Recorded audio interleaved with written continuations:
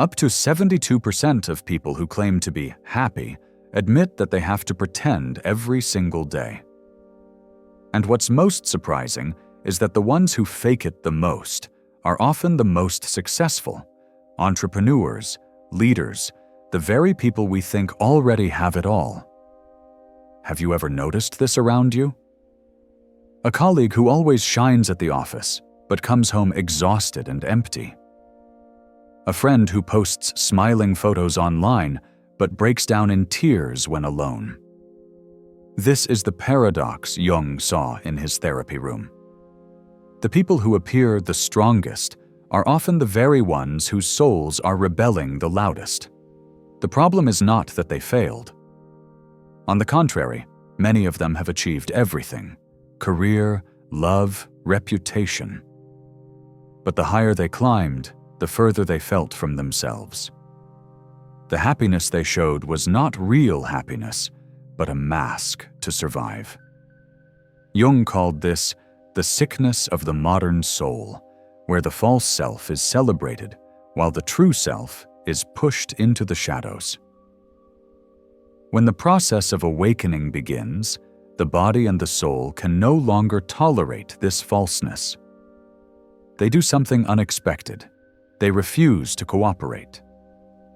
You try to smile to please others, but your throat tightens. You want to post a cheerful photo, but your hand trembles. You attempt polite small talk, but inside a voice says, "No." Like an allergic reaction, the soul begins to reject everything that does not belong to it. If you've ever felt that you cannot live the way you once did, even if you don't yet know how to live instead, this video is for you. Together, we will explore the 5 things that awakened people gradually let go of. Not through logic or willpower, but through a natural, slow, and irresistible process. Stay with me until the end, because what you think is loss may actually be the beginning of a homecoming. No one is truly free when they still live by the nod of others. From childhood, we learned to seek approval. The pleased gaze of our parents, the grades on a report card, the handshake in the workplace, the hollow likes on social media. But Jung realized that in the stage of awakening, this very approval suddenly becomes chains. The soul begins to resist, like a body suddenly becoming allergic to the food it has eaten all its life. He told of Anna, 34, a promising lawyer. Her life revolved around a single goal: to please her mother. She chose the field her mother favored, dated the man her mother approved, and every major decision required her mother's consent. One evening, as she held the phone to call her mother for advice, her hand trembled, her throat tightened. She told Jung, "It was like my soul pulled the emergency brake, refusing to let me do it." That moment was both terrifying and liberating. But the journey does not end with approval. Jung saw an even subtler trap: the need to be special. Michael, 41, a philosophy lecturer, once prided himself on being the deepest thinker among his peers. He meditated for hours, practiced ascetic fasting, and recounted his awakening experiences to affirm his status. But one day, in the middle of a conversation, he fell silent. Later, Michael admitted, "I saw myself from the outside, and I looked like a clown. I wasn't seeking truth. I was only trying to appear different." That was the moment when the wall of pride inside every human being collapsed. At the psychological depth, this is the shift from persona, the social mask, to self, the center that is already whole. The self does not need recognition, nor does it need to be special. It is like a tree that has reached the underground spring, no longer waiting for the rain of praise, no longer fearing the drought of silence. In today's world, we are still surrounded by the thirst for approval, and the obsession with being special. But pause for a moment. Are you sure that what you are chasing is true happiness? Or just the stage lights shining on a performance that has gone on too long? Are you truly happy, or just acting happy? In a world that worships the smile, we grow up under the pressure to always be cheerful, to always shine, to always stay positive no matter what we feel inside. Happiness gradually becomes a collective performance, where each person hides their tears so as not to be seen as weak. But Jung noticed, when the journey of awakening begins, that mask becomes too heavy. Humans are forced to let go of the performance of happiness in order to return to a fragile but authentic truth. He once studied Clara, 39, a well-known psychotherapist.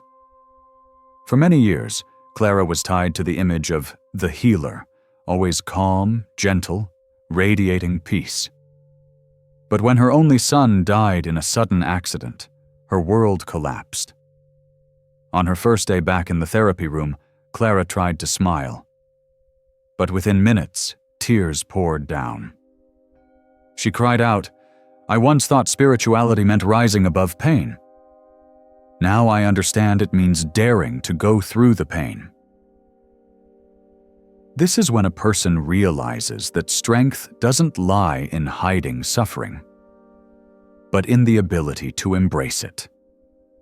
In Jungian psychology, this is the process of confronting the shadow, the dark part within us. Only when we allow sorrow to be present can we become whole. If we continue to deny it, those repressed emotions will return in distorted forms: anger, emptiness, or even depression.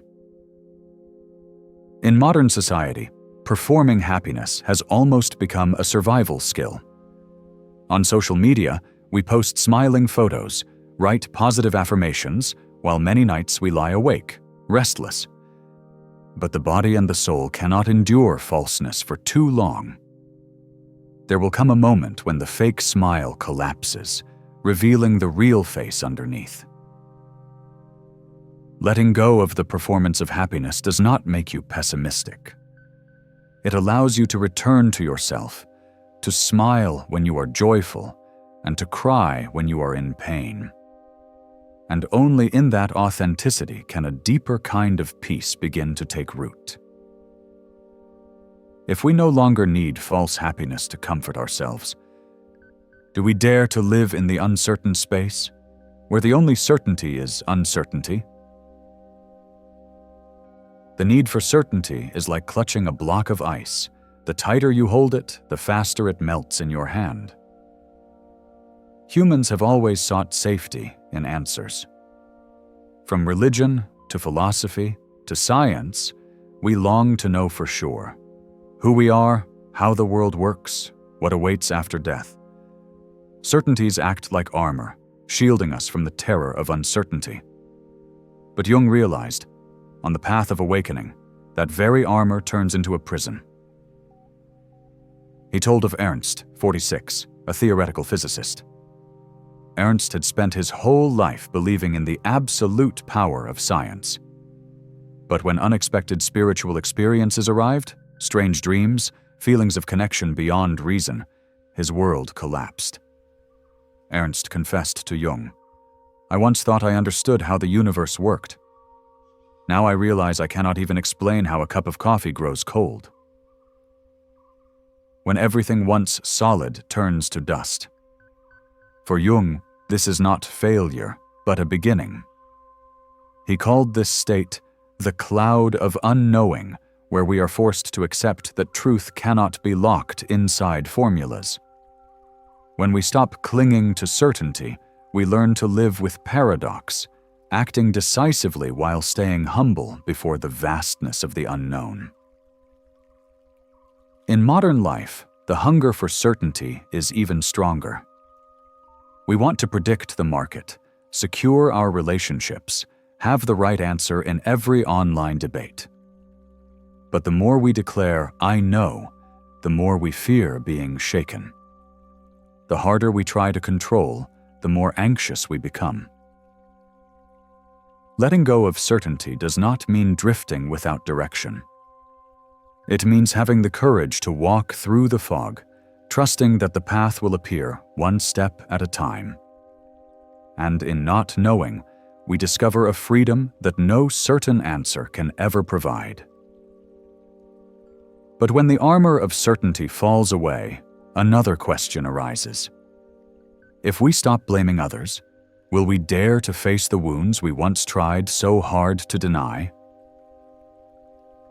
In one therapy session, Jung met Helene. She sat silently, then burst into tears. "My life is ruined because of abusive parents, because of a betraying husband, because of selfish colleagues. None of it is my fault." Helene's story seemed reasonable. Her wounds were all tied to a face, to an event. But Jung realized it was her clinging to blame that became the chain keeping her trapped. Blaming others helps us feel innocent, but it also means handing over the control of our fate into their hands. On the path of awakening, Jung observed a rule. The soul gradually becomes allergic to blame.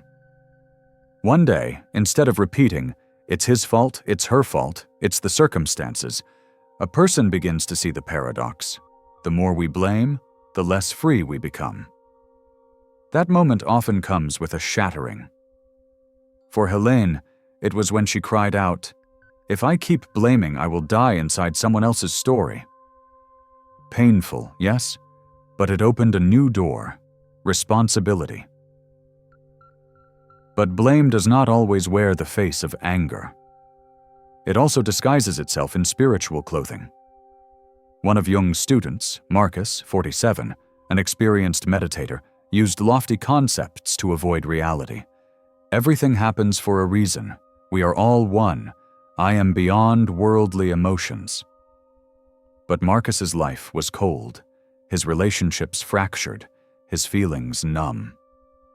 Jung asked only one thing: to write down the angers he had avoided. Marcus was shocked.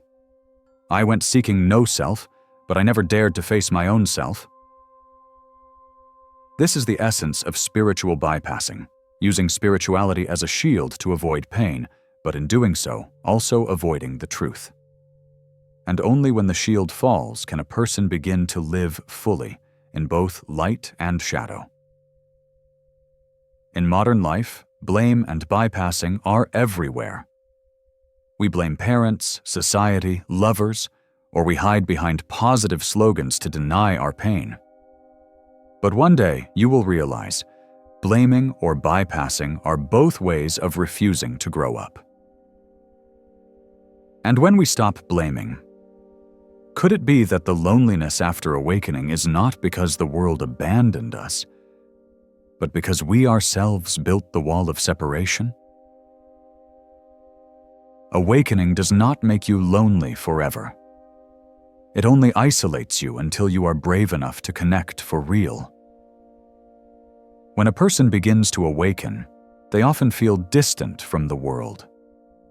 Ordinary conversations become irritating. Old relationships feel empty.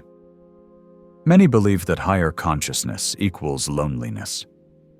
Jung observed this phenomenon again and again, and he called it the stage of the spiritual hermit, where the ego imagines it has risen above others.